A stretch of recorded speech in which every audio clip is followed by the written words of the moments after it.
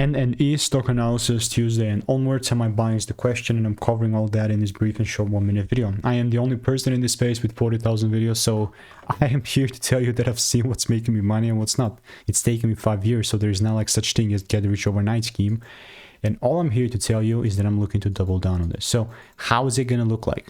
Well, it's actually very simple. You can see in this video here that I have, at the time this is exactly what I called out, right? Like you can see, expecting a double break so that I can take it to like $47.50 from 24. So that's like double that I'm calling out a month ago.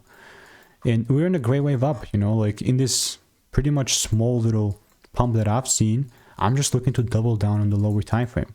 So how is that going to look like?